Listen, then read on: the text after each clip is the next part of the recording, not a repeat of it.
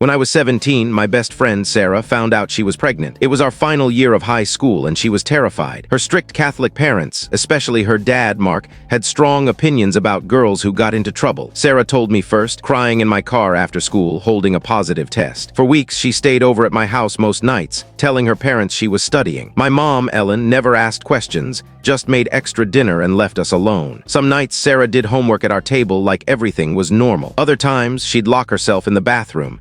I'd sit outside, pretending to check my phone, listening to make sure she was okay. Sarah wavered on her options. One day, she'd plan to tell her parents. The next, she'd consider a secret abortion or even keeping the baby, dreaming up names during late-night drives, only to sob minutes later about ruining her life. The father, a college freshman named Derek, blocked her after she told him. I found his dorm online, drove her there, but we sat in the parking lot for 2 hours. She never got out. One Friday, Sarah's mom, Linda, called, wanting her home for a family dinner. Sarah was sick in the bathroom. I lied, saying we were going to a movie and would be back late. That weekend, Sarah decided on an abortion. She had some savings, but I gave her $200 I'd saved for a trip. We booked a clinic an hour away for Saturday. The problem was getting her there. I told Sarah to tell her parents she was visiting my brother Nate's college for a tour, with my mom driving. In reality, my mom was unaware and Nate was at a soccer game. I'd drive her myself. The lie worked at first. Sarah's parents dropped her off Saturday morning. Mark told her to take campus photos. My mom was at work, so we left once their car was gone. Sarah was silent on the drive.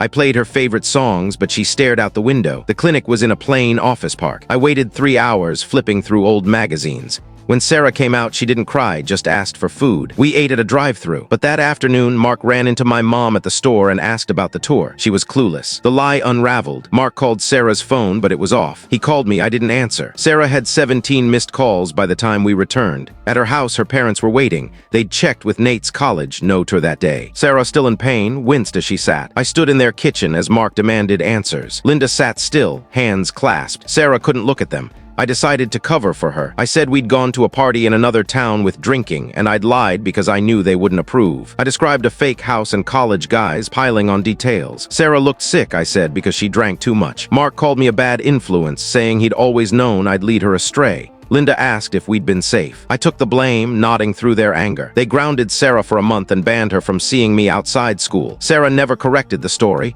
We graduated. She got into her dream university 3 states away. Before leaving, she hugged me, thanking me. We promised to stay friends forever, as people do.